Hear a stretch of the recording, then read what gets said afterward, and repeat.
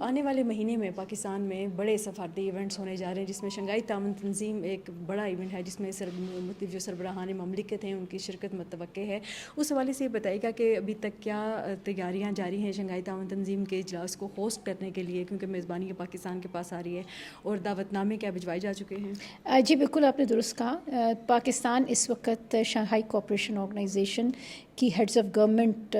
جو میٹنگ ہے اس کی سربراہی ہمارے پاس ہے، اور پچھلے کئی ماہ سے پاکستان نے اس سلسلے میں کافی میٹنگز بھی کی ہیں، اور اب یہ ایک جو آخری سب سے اہم میٹنگ ہونے جا رہی ہے، یہ سربراہی کانفرنس ہے، اور اس میں پرائم منسٹر آف پاکستان کی طرف سے تمام SCO کے جو ممالک ہیں ان کے ہیڈز آف گورنمنٹ کو انویٹیشنز ارسال کیے جا چکے ہیں، اور 15-16 اکتوبر کو یہ کانفرنس ہوگی، اور ہم امید کرتے ہیں کہ تمام ممالک اس میں پارٹیسپیٹ کریں گے اور خطے کی ترقی کے لیے ایک مشترکہ لائحہ عمل پیش کریں گے. اور اس حوالے سے اب تک کنفرمیشن کن کن ممالک سے آ چکی ہے؟ کیونکہ میڈیا کی جو کچھ رپورٹس ہیں اس میں چین کے حوالے سے تو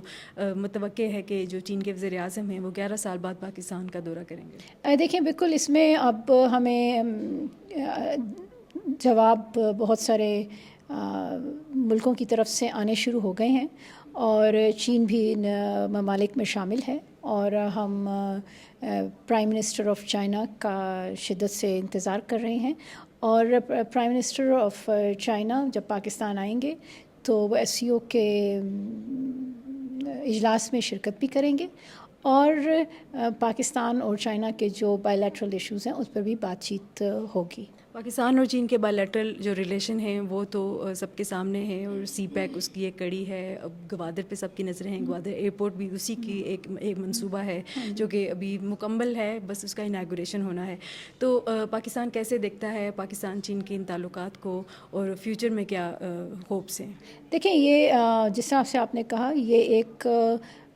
بہت پرانی ریلیشن شپ ہے، اور اس پہ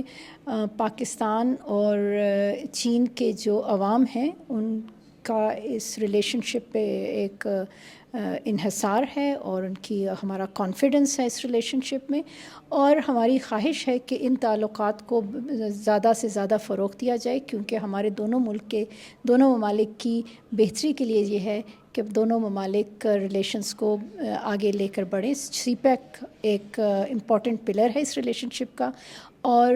ہماری خواہش ہے کہ جس طرح سے پچھلے 10 سال میں CPEC نے پاکستان کی ترقی میں اپنا رول ادا کیا ہے، آگے بھی چل کر پاکستان کی ترقی میں اپنا رول ادا کرتا رہے. صحیح میم. ایک دوسرا اور آخری سوال یہ ہے کہ پاک ایران گیس پائپ لائن پہ اس سے پہلے دفتر خارجہ کی جانب سے کافی اسٹیٹمنٹس آئی ہیں کہ پاکستان ڈٹرمن ہے اس حوالے سے، لیکن اب اس پہ کچھ پیش رفت نہیں ہو رہی، اور کچھ ایران کی جانب سے جو رپورٹس آئی تھی کہ وہ شاید ثالثی کے لیے جانا چاہتے ہیں عالمی عدالت میں، وہ شاید پاکستان پہ ہرجانہ دائر کرنا چاہتے ہیں. تو اس حوالے سے آپ کچھ کامنٹ کرنا چاہیں گی؟ دیکھیے، پاکستان نے ہمیشہ یہ کہا ہے کہ جو یہ مسئلہ ہے اس پر ہم بات چیت سے مسائل کو حل کرنا چاہتے ہیں. پاکستان کا اور ایران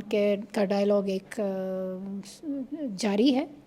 بہت سارے ایشوز پر، جن میں توانائی کے معاملات بھی شامل ہیں، اور